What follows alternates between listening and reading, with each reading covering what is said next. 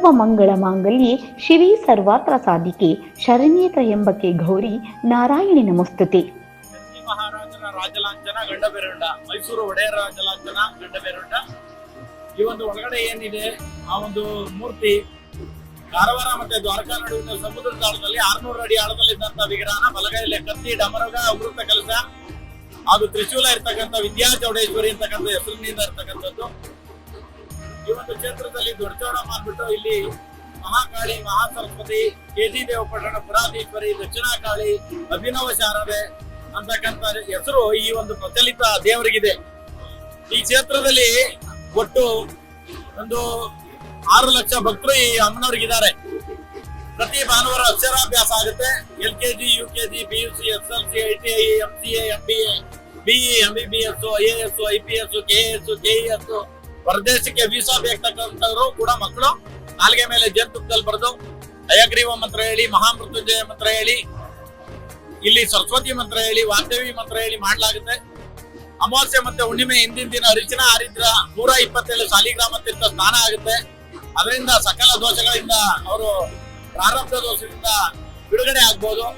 85 ಪುಂಗನೂರು ಹಸುಗಳಿದೆ. ಮಹಾಲಕ್ಷ್ಮಿ ಪ್ರತೀಕ. ಒಂದು ಹಸುವಿನ ಬೆಲೆ 3 ಲಕ್ಷ ರೂಪಾಯಿ ಇದೆ. ತುಂಬಾ ಆಮ್ಲಜನಕದ ಪ್ರಮಾಣ ಜಾಸ್ತಿ ಇದೆ. ಒಂದೇ ಒಂದು ಸೊಳ್ಳೆ ಕೂಡ ಇಲ್ಲ. ಇಲ್ಲಿ ಪ್ರಶ್ನೆ ಕೇಳ್ತಕ್ಕಂಥ ಭಕ್ತರು 2000 ರೂಪಾಯಿ ಕೊಟ್ಟು ಪ್ರಶ್ನೆಯನ್ನ ಕೇಳ್ತಾರೆ. ಉತ್ತರ ಪ್ರಶ್ನೆ 2 ಕೂಡ ಗುರುಗಳೇ ಹೇಳ್ತಾರೆ. ಇಲ್ಲಿ ಏನಪ್ಪಾ ಅಂತಂದ್ರೆ ವಿಶೇಷ, ಅವ್ರೇನು 1, 3, 5, 9, 18, 24, 48 ಪ್ರದಕ್ಷಿಣೆ ಹಾಕಿ ಏನ್ ಕೇಳ್ಕೊಳ್ತಾರೆ ಅದು 60 ದಿನ ಅಥವಾ 36 ದಿನ, 60 ದಿನ, 90 ದಿನದಲ್ಲೇ ಕೆಲಸ ಆಗುತ್ತೆ. ಕೆಲಸ ಆಗೋದ್ರಿಂದ ಬೇಗ ಭಕ್ತರು ಬರ್ತಾರೆ. ಈ ದೇವ್ರ ಹತ್ರ ಯಾವುದೇ ರೀತಿಯ ಆಡಂಬರ ನಡೆಯಲ್ಲ.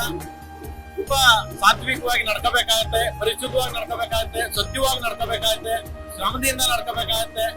ಹಾಗಾಗಿ 5 ಬಾರಿ ಪ್ರದಕ್ಷಿಣೆಯನ್ನಾಗುತ್ತೆ. 24 ಗಂಟೆ ನಿರಂತರವಾಗಿ ದಾಸೋಹದ ವ್ಯವಸ್ಥೆ ಕೂಡ ಇದೆ. ಹೀಗೆ ಅಮಾವಾಸ್ಯೆ ಮತ್ತೆ ಹುಣ್ಣಿಮೆಯ ದಿನ ವಿಶೇಷ ಕಾರ್ಯಕ್ರಮಗಳಿರುತ್ತೆ.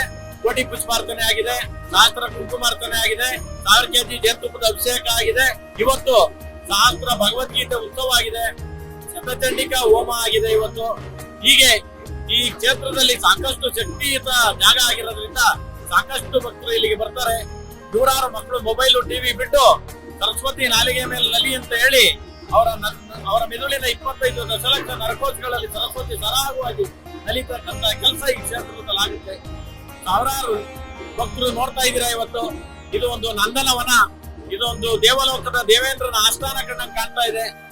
ಬಡವರು ಬಗರು ಯಾವುದೇ ಜಾತಿ ಭೇದ ಯಾವುದೂ ಇಲ್ಲ. ಇಲ್ಲಿ ಎಲ್ರಿಗೂ ಕೂಡ ಗೌರವ ಇದೆ.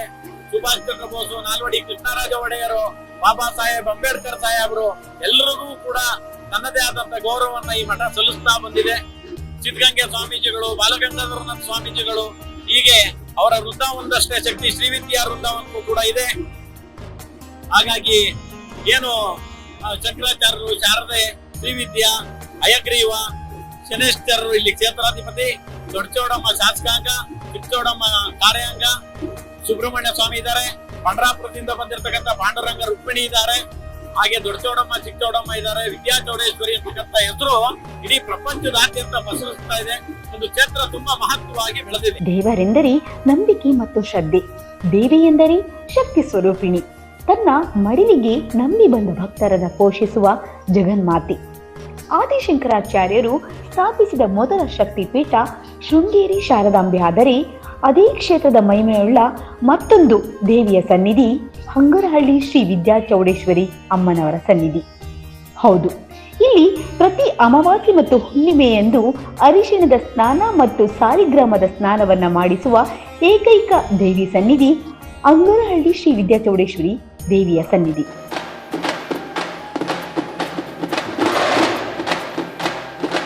ತಾಯಿ ಶ್ರೀ ವಿದ್ಯಾ ಚೌಡೇಶ್ವರಿ ದೇವಸ್ಥಾನದ ಸನ್ನಿಧಿಯಲ್ಲಿ ನಡೆಯುವ ಅರಿಶಿಣ ಮತ್ತು ಸಾಲಿಗ್ರಾಮದ ಸ್ನಾನ ಸರ್ವ ರೋಗಗಳಿಗೂ ಸಂಜೀವಿನಿ ಎಂದೇ ನಂಬಲಾಗಿದೆ. ಕರ್ನಾಟಕದ ಪ್ರಸಿದ್ಧ ದೇವಸ್ಥಾನಗಳಲ್ಲಿ ಕುಣಿಗಲ್ನಲ್ಲಿರುವ ಹಂಗರಹಳ್ಳಿ ಶ್ರೀ ವಿದ್ಯಾ ಚೌಡೇಶ್ವರಿ ದೇವಸ್ಥಾನ ಮನಸ್ಸಲ್ಲಿ ಅಂದುಕೊಂಡಿದ್ದನ್ನು ಕಳಸದಲ್ಲಿ ನಿಖರವಾಗಿ ಬರೆಯುವ ಕಳಸ ಬರವಣಿಗೆಯ ಮೂಲ ದೇವಸ್ಥಾನ ಹಂಗರಹಳ್ಳಿ ಶ್ರೀ ವಿದ್ಯಾ ಚೌಡೇಶ್ವರಿ ದೇವಸ್ಥಾನವಾಗಿದೆ.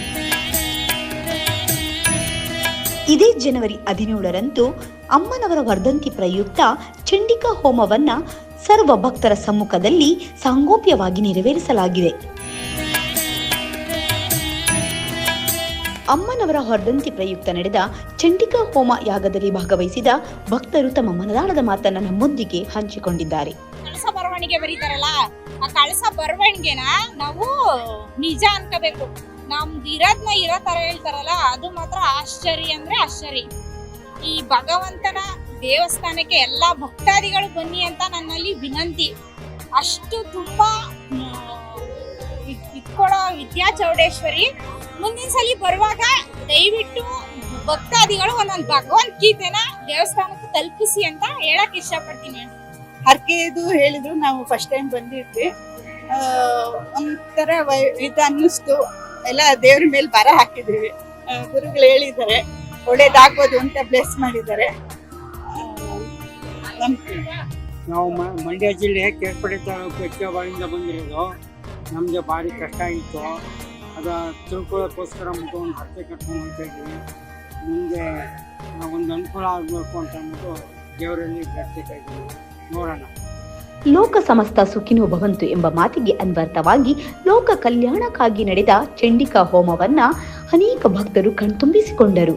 ದೇವಿಯ ಅಪಾರವಾದ ಮಹಿಮೆಯನ್ನ ಹಾಗೂ ಶಕ್ತಿಯನ್ನ ಮನಗಂಡ ಅನುಭವಕ್ಕೆ ತಂದುಕೊಂಡ ಅನೇಕ ಭಕ್ತರು ಸ್ವ ಇಚ್ಛೆಯಿಂದ ಇಲ್ಲಿ ಸೇವೆ ಸಲ್ಲಿಸುತ್ತಿರುವುದು ನಿಜಕ್ಕೂ ತುಂಬಾ ವಿಶೇಷವಾಗಿದೆ.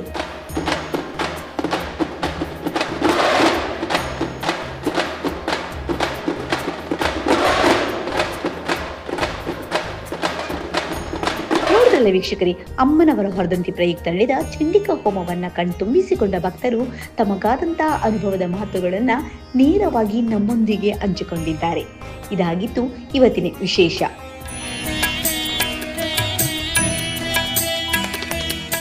ಮುಂದಿನ ಸಂಚಿಕೆಯಲ್ಲಿ ಮತ್ತೊಂದು ವಿಶೇಷ ಸುದ್ದಿಯೊಂದಿಗೆ ನಿಮ್ಮೊಂದಿಗೆ ನಾವು ಬರ್ತೇವೆ.